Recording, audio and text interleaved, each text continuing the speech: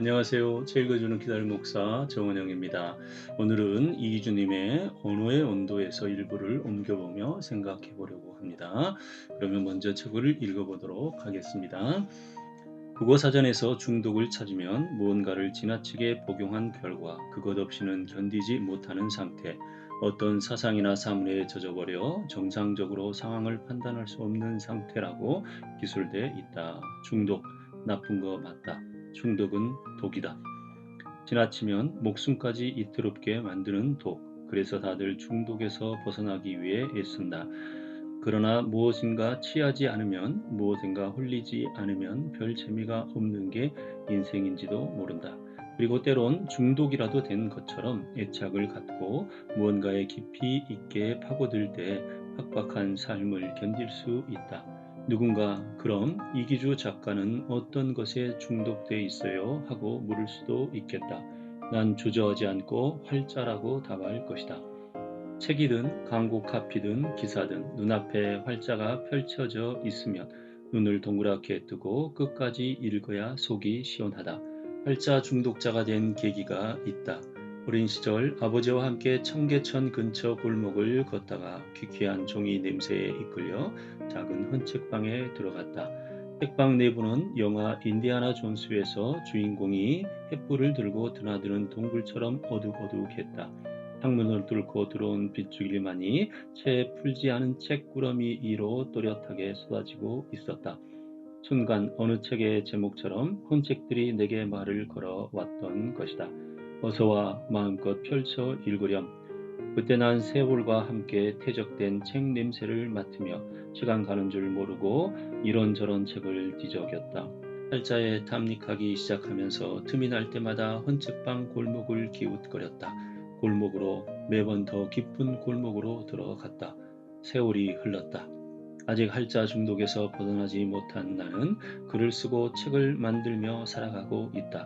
책을 펴낸 다음 서점을 찾아 책이 머무는 장소를 답사하고 책의 운명을 가늠하는 일은 일종의 순례 행위가 되어버렸다. 여전히 난 활자의 힘을 믿는다. 활자에 집합체인 책을 끌어안은 채 단어와 문장을 더듬거리며 살아가는 사람이란 존재에 대한 믿음이 여전하기 때문이다. 여러분 어떠세요? 이 책을 읽으면서 활자에 자신이 중독되었다고 하는데 중독은 우리에게서 참 중요한 일이 아닐 수 없습니다. 그러면 우리가 일상생활에서 느낄 수 있는 점들에 대해서 함께 나누어 보도록 하겠습니다. 작가와 같이 헌책방 그 퀴퀴함이 좋았던 저도 틈만 나면 달려가던 곳이 헌책방입니다. 자기 스스로를 중독이라고 표현한 작가의 모습에서 왠지 모를 친근감을 느끼게 됩니다. 활자의 힘을 믿고 글을 쓰고 책을 만들며 살아가고 있는 작가가 부럽기만 합니다. 글쟁이가 되고 싶었던 꿈이 불현듯 사라져버렸던 저 자신을 다시 보며 부러움의 나락으로 빠져드는 저를 또 발견하게 됩니다. 이렇게 살아가고 싶었었는데 그래서 아쉬움을 달래며 오늘도 부족한 단어와 문장들을 붙들며 분투해 봅니다. 작가는 스스로의 작가의 길을 중독에서 시작했고 어쩌면 지금도 중독에 빠져 있다고 말하고 있습니다. 하지만 중독의 사전적 의미는 긍정보다는 부정의 의미가 더 큽니다. 물론 작가는 처음에 활자와 책에 중독되었던 것도 사실입니다. 어쩌면 사람이 무엇인가 큰 일을 이루게 될 때는 그 시작점에 그 일에 대한 중독과 같은 경험을 하게 되는 것 같습니다. 마냥 좋고 그냥 좋고 다 좋아서 마냥 그 일을 하고 싶고 그냥 그 일을 하고 싶고 그 일이 다이고 싶은 그런 마음에서 출발하여 보다 적극적인 지식 탐구가 이루어지며 전문가의 수준에 이르게 되는 것 같습니다. 하지만 이런 과정에서 단순히 중독에만 빠져드는 것이 아니라 창조의 과정으로 나아가는 이가 보다 좋은 결과물을 만들어내고 여러 사람들에게 영향력을 미치게 되는 것 같습니다. 그런데 신앙도 마찬가지일 수 있습니다. 어쩌면 우리는 모두 예수님께 중독된 사람들인지도 모릅니다. 어려서부터 부모로부터 물려받은 신앙에 의해서일 수도 있고 어느 순간 기적과 같이 고백한 주님의 은혜로 말미암을 수 있습니다. 그리고 우리는 예수님에 대한 중독이 교회로 이어져 마냥 교회가 좋고 그냥 성도들이 좋았습니다. 이런 정도라면 어쩌면 중독일 수 있습니다.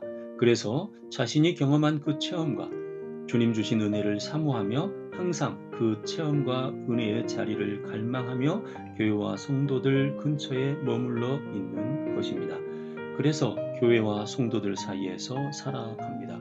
흔히 말하는 세상의 일은 재미도 없고 흥미도 없고 교회에 있는 것이 좋고 교회에서 봉사하는 것이 좋고 성도들과 함께하는 것이 그냥 좋습니다. 마치 작가가 키키한 헌책방에서 그 수많은 할자들과 책들을 탐독하며 즐거워하는 그 순간처럼 말입니다. 그러나 작가는 어느 순간 그 헌책방을 박차고 나옵니다. 그 헌책들 속에 있는 활자들을 떠나 자기의 활자들을 써내기 시작합니다. 문장을 만들어 냅니다.